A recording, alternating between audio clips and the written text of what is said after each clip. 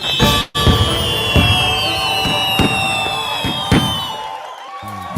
your day richer than it was before.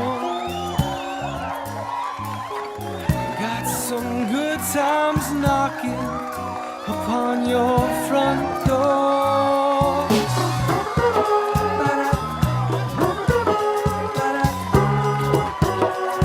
Hello, everyone. Welcome to Make Your Day Richer. I'm here with Chad Potts, and we were before. First of all, good morning, Chad. Good morning. Or afternoon, or whenever people are listening or watching. Sure. We were talking before about podcasting and doing all creative stuff on all of here. How you have a podcast, which is one of the things we're going to talk about today. How's that going? It's going great. It was a journey that I started several months ago, so it's fairly new. And it's one that I wasn't sure that I would enjoy. I'm an introvert by nature. And so getting on here and talking to all these people from all around the world, that can seem a little intimidating. But I'll tell you, Richard, I have thoroughly enjoyed it. It's been one of the most worthwhile pursuits of my life. I've truly loved speaking with people like yourself all around this planet and seeing what's going on and, just kind of seeing how we can support one another and, live a life of community. Really has broadened my world and hopefully that of my listeners too. Yeah, tell everybody. Well, I'm wearing the t-shirt, but tell everybody what the name of the podcast is, when it comes out, and where they can find it. Yeah, so it's called the Rev RX podcast. I release new episodes every Wednesday. You can find that on all the major platforms. I do have a website. It's www.therevrx.com/podcast. And you can find all of my recent episodes there. The reason it's Rev RX is because that's kind of it's an extension of my coaching. So I'm a men's coach, just helping men thrive in all areas of life. And I do that through my background, both as a minister and a pastor, and then also a pharmacist. So it's Rev RX. And the name just kind of hit me one day and it seemed to flow well and kind of stuck with that. So I'm Chad Potts, AKA Rev RX, I guess you could say. And what happened in maybe your life, or what happened where you were like, I need to get into the coaching aspect and connecting with people that way, as opposed to in your ministry? Yeah. It's a good question. I felt a call into ministry after I graduated pharmacy school, and I'm talking like in the months after I graduated. Wow. So I'm, nearly $200,000 in student loan debt from pharmacy You're like, school. wait a minute. I'm like, all right, God, Yeah. terrible timing. Could you not have done this 5 or 6 years ago? And so, I went with it. The doors opened, everything. I've been able to, have both of these roles in my life for the last 10, 15 years. But I always wondered what can I do that will implement both of those things?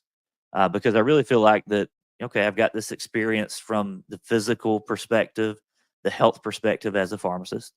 I've got this perspective of, the pastoral side of things, the spiritual side of things as a minister. How can I pull those things together? Because what I've seen in the last several years is that those things aren't as separate as you would think.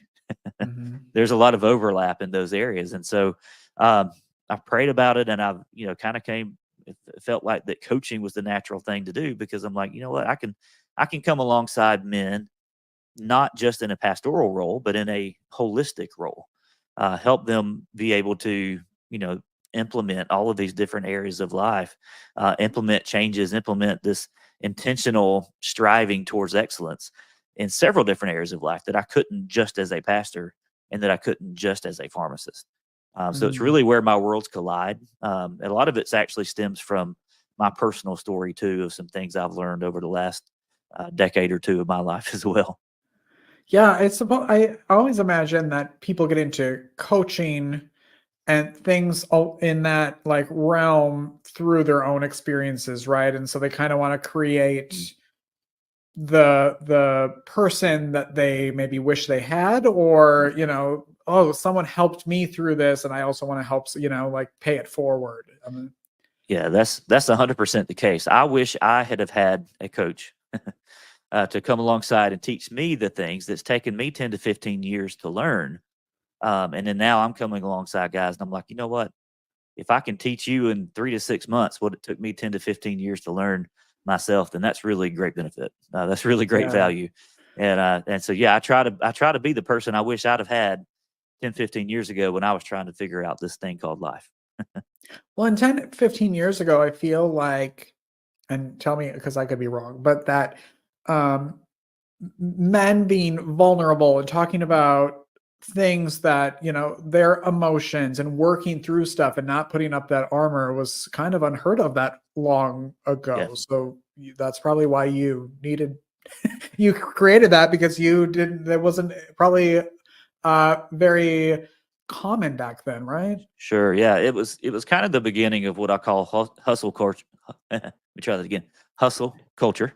Um, Uh-huh. and it's where you just try hard, you put your head down, you do the work. It's hard, it's difficult. You have feelings, you have emotions, but you keep them to yourself. Real men don't cry. Yeah. Real men just pull themselves up by their bootstraps and keep on going. And that was really where I found myself. And really long story short, what I really was looking at was, all right, I'm living the American dream. I've graduated from school. I've got a job that I've dreamed of. I've achieved everything that it seemed like I set out to achieve. I had a house, I had the car, had the girl, Right. everything Picket that, fence. Yeah. yeah, right. 2.5 kids and a Yeah. dog and, all those things. But I was empty inside, like something was missing.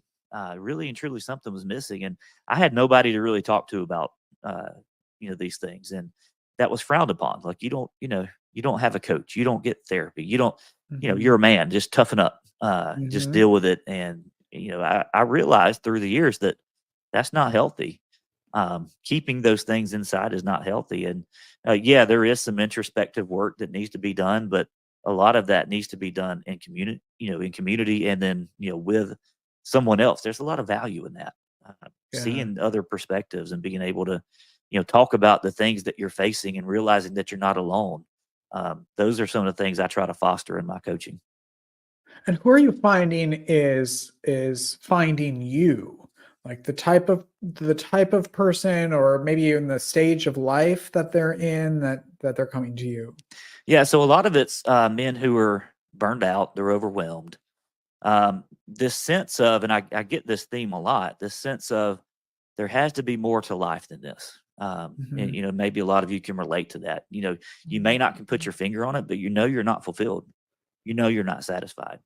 There Yeah. has, I get up, I go to work, I come home, I play with the kids, put on the bed, repeat, rinse and repeat. Yeah. Yeah, Yeah. there's more to life than going to work and paying bills. And it's a lot of men. They're just discontent. I think is a really good word to use there. They're discontent with where they are in life. They know there has to be more. They're on the edge of that burnout, overwhelm state, and they know they need help. They know they need to do something. And hey, a lot of times it's I'm about to lose my family, or I'm Mm. about to lose my spouse. Sometimes it's I'm about to file bankruptcy. All kinds of areas of life that people find themselves, really at, all right, I've got to change something or else this is not going to end well. And that's Mhm. really where I can step in and say, all right, well, let's set some goals and objectives. And and I teach 7 different pillars as part of my program. And really what I found through that 10 or 15-year process that it took me is that these are the areas that need specific intentionality and clarity. And Can you you talk? can, Oh, sorry. I can say, you can have success in one of those, or 2 of those, or 3 of those. But if you're not being intentional of in all of those, then you're not going to find fulfillment and satisfaction. And so, yeah, while we prioritize the area that's the biggest need, someone is trying to save their marriage. Yeah, we're going to dig into that first. But then by the end, you're going to have a holistic understanding of what does it look like to really thrive. I meet men every day that you know want to thrive, but really they're just surviving. They're surviving Mhm. each day. Each day they get up, have a sense of dread, make it through the day, go to bed, repeat, and Yeah. really that's where I try to come in.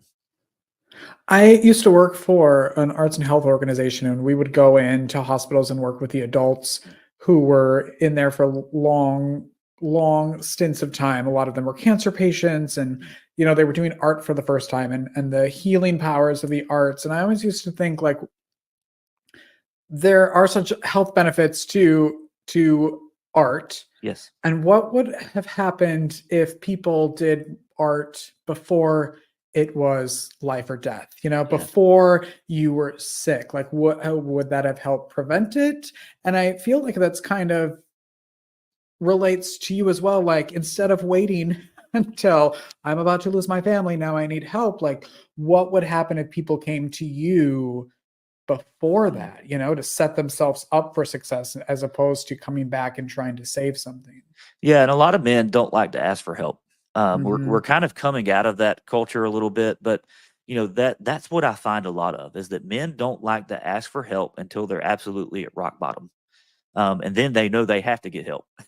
Yeah, yeah, And yeah. so that's really what I try to encourage people is hey, don't wait until things are awful before you start getting help. Reach out, find someone to share with, find someone to walk you through what it looks like to have a well balanced life, have a life that can be categorized by abundance and not you know not just barely surviving. I Mhm. feel like granted I'm a pharmacist, and so you know the, I'm big in preventative medicine. There are things that you can do, lifestyle related, exercise related, diet related that can prevent that can prevent chronic diseases before you need medications. Mhm. And we live in a culture that's very much, we have a pill for everything. Yeah. And a lot of people use that kind of as a crutch, to be honest, because a lot of It people feels say, like that's where you start. Like, the starting process is, "What pill can I get?" Right? yeah, Like, yeah. But the yeah, damage is done. A lot of times by yeah. that case, by the time you start having symptoms of a disease, that disease is well established. I'll say, for example, with heart disease, a lot of people don't know they have heart disease until they have a heart attack. And, you didn't develop heart disease on that day. It's Mhm. been, you know, accumulating, if you want to use that word. It's been developing for the last, decade or two. And so really if we adjust our way of thinking of, okay, I don't have to wait until I'm in trouble to get help. Um, that really can be powerful. You don't Yeah. have to experience crisis. You can prevent crisis. Well, and I think also I want you to kind of go through your 7 pillars as well, because I think Sure. in some of those people think, "Oh, that's just life," you know? Like, it's just part of it's not something that I should look into more because that's just part of being an adult, having a job, having a family, and so you don't think that maybe something's starting to crack until it's broken. So can you talk Sure. about your 7 pillars and maybe some things to look for or look at that might be like, "Oh, I should look into that a little bit more." Absolutely. The first, so I'm a pastor, and like any good pastor, this is alliterated, and so these are my 7 F's. I had to make sure I had them all with the same starting letter. But anyway, the first one is faith, and I think it all starts there. People have different varying degrees about faith, but that's a big part of my life, and I believe it's a big part of everyone's life. We Mhm. were made for relationship with our Creator, and so thinking about faith as first and foremost. What is your relationship with God like? And I'll give an example there from my life. For me, growing up, I grew up Christian. I tell people I had a drug problem growing up. I was drugged to church every time the doors were open. And there on Sunday night, Sunday morning, Wednesday nights, anytime that we had an opportunity, we were there. And my parents did everything that they needed to do to raise me in that way, and I'm appreciative of that. But long story short, through the years, I developed this idea that my relationship with God was just going to church. I was a Christian because I went to church. Mhm. And it was more so of okay, I was saved when I was 9, and that's the day where I walked the aisle and I said the prayer and I got baptized and all that good stuff. And in my mind, I just thought, all right, well, that's great. Now I just have to try to be on my best behavior until I die. Hopefully, my good will That's outweigh my easy. bad, Yeah. right? And then I'll go to heaven. That was really what that was my understanding of it. In other words, and I heard this phrase recently. In other words, God was kind of a God for later, if that makes sense. Mm. Mhm. And I did. didn't understand what it meant for God to be the God of now, for God to be the God of today, and that relationship, that daily relationship that comes along with, reading your scriptures and praying and that sort of thing. Those can be very ritualistic if you let them be, or they can be transformational. They can be life changing. So to me, my worldview is this: if you want to be the best husband, best father, fill in the blank that you can be, it all starts with, is your faith intact? Do you have Mm. a strong faith? Our faith becomes tested during these crises.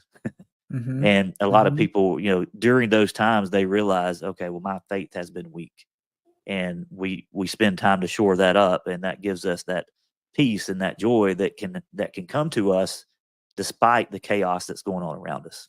And so, to me, it starts with faith. The second one is family. This is one of the biggest areas that I see that men need help. Most people that reach out to me, it's because their family's falling apart. And some people want to keep that from happening, but some people are kind of in the midst of it.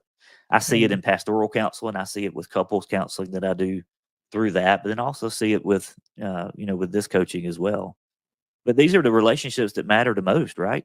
Our family, and whether that be close friends, our family circle can be large or small, but those are relationships that matter the most. And so, what I found is that a lot of times it's in those relationships that we tend to not really pay so much attention to them because we're so close. For example, we say things to our family that we would never say to one of our friends or one of our Yeah. acquaintances. We're more harsh with them than we would be anyone else. And a lot of times, what I find with men, especially, high achieving men, especially this whole hustle culture that I can't say very well, um, hustle culture, is that, men tend to prioritize success in other areas instead of success within the family. And the family is just kind of an afterthought. And a lot of times they don't realize that until it's too late. The Mm. kids are grown and now they don't really have a relationship with their kids. The wife is used to them being, ignoring them. And so they find other things to fill that gap. And so, yeah, family's a big thing too. Um, Yeah. and, being a husband, being a father. And then there's more of the physical side of things. And so I put kind of this food and fitness thing together. Thinking about it from the standpoint of I see every day men that have the shackles of chronic disease on them. The obesity epidemic is growing exponentially. We don't have to look far to see that. Um, and I think a lot of it is because we do live in this society of instant gratification. If we want something, we want it now. And Yeah. then also on the flip side of that, when things go wrong, when I start getting unhealthy, we think, well, they have pills for that. They have medicine for that. This may sound weird coming from a pharmacist, but you know, that pill is not going to heal you.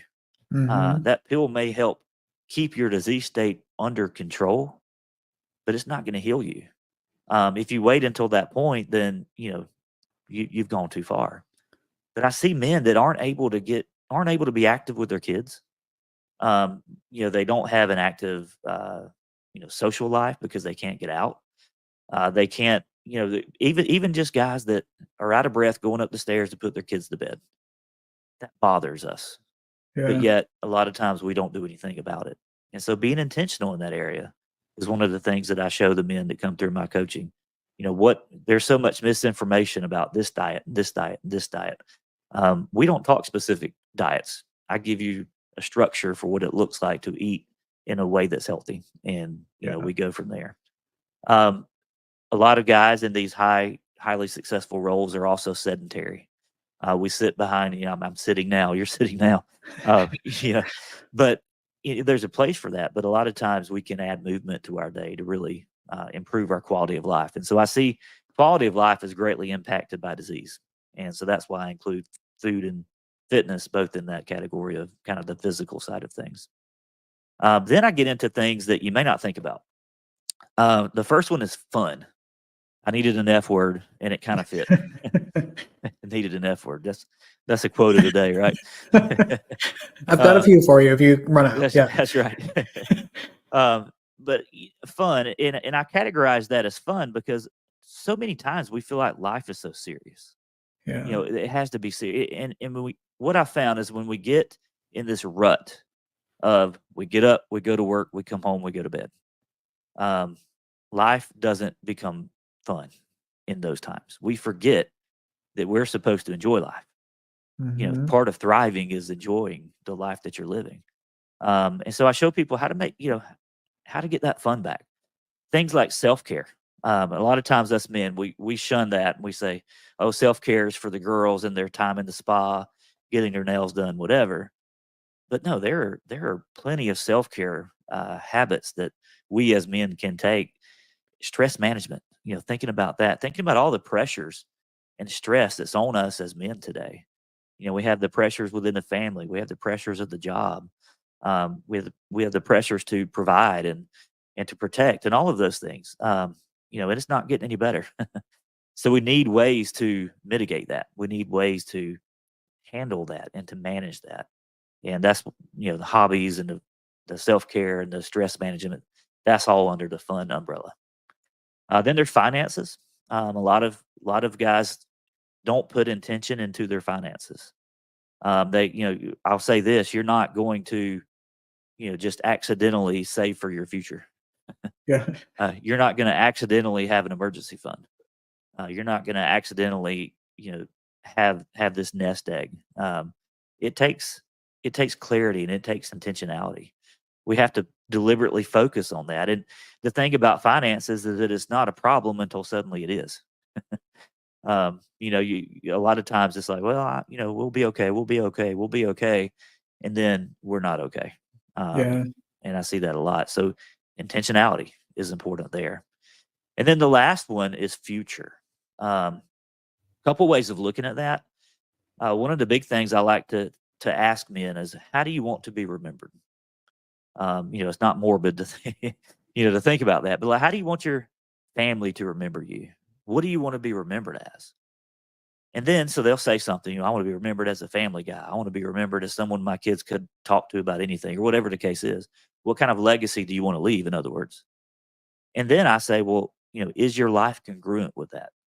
If you want to be remembered as a family guy, are you spending 80 hours a week in the office? Being able to kind of work from the end backwards and saying, all right, Mhm. if this is what I want my future to be, what steps am I taking today? And then also in that, we go through like future planning, like what's going to happen when you're gone. Do you have a will in place? Do you have some of these things in place? And that's not the sexiest area that men want to talk about, but I've seen families absolutely destroyed because dad didn't leave a will, because Yeah. dad didn't say exactly what to do with everything that he has when he passes away. And the kids will absolutely destroy themselves sometimes. And now nobody remembers dad. They just remember that no one knew what to do with his stuff, and now there's this big family fissure, and we Mhm. can't seem to bridge that gap. And so, yeah, those are my seven: faith, family, food, fitness, fun, finances, and future. Fantastic. I knew you were going to say something like that. Only fitting, right? Yes. How can people connect with you and reach out and find you? Do you do, I'm assuming now, I don't even know why I ask this anymore, virtual stuff as Yeah. well? Yeah, it's all virtual, so I can meet you Yeah. anywhere. My website is www.therevrx.com. You can find me on social media, both under Chad Potts or Rev RX. I'm on Facebook, Instagram, LinkedIn. Um, and it's one of those things where, yeah, I can do one-on-one coaching. But then I'm really excited about this coming up. I'm about to be releasing kind of a low-level entry, which is a group coaching with me, and it's going to be packed full of value. And I can't wait to release that out. So make sure you're following me and on social media, that kind of thing. That's going to be coming out real soon. But just really looking to, through the podcast too, I'm really just looking to provide the most value that I can without as many barriers as possible. And so, I'm a big believer in you can get out of life what you want. Mhm. You just have to be intentional about all the right areas. And it took me 10 to 15 years to figure that out. And so if I can shorten your curve, then hey, I feel like I've fulfilled my purpose. A lot of times the things we've been delivered from, we're supposed to help other people navigate those very things. And that's what I'm trying to do. I love it. I think you're doing a great job. The podcast is great. You're great. And my t-shirt fits wonderfully. So that's Yeah. what else can you complain about, you know? Thank you, Uh Richard. thank you so much for being here and for providing that space for people. I really appreciate it.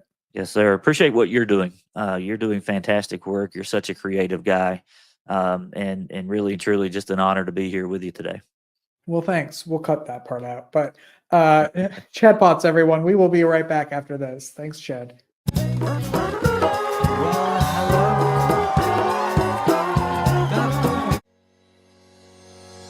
Are you an independent creative looking to take your career to the next level?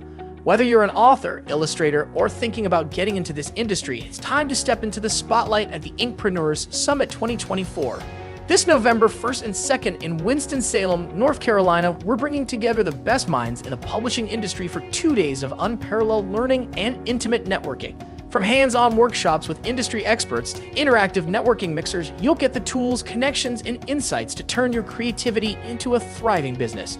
And that's not all. Our Fresh Ink Pavilion is the place for new and emerging authors to showcase and sell their books, right in front of passionate readers and industry pros who are ready to support your journey. Plus, meet our incredible lineup of speakers sharing your secrets to success in publishing and beyond. Space is limited and early bird registration is available until September 30th. Don't miss out. Secure your spot today and get ready to elevate your creative career. Visit inkpreneursummit.com to register. Let's give your creativity the success it deserves. See you in Winston-Salem. You know what would be better than watching this commercial? Watching your commercial. Join the party that is Make Your Day Richer TV by advertising your brand, business, or project during the show. Use us to promote what you're doing to make our viewers' day richer. 1 month of advertising starts at $200. Scan the QR code or visit makeyourdayricher.com/advertising to start promoting today.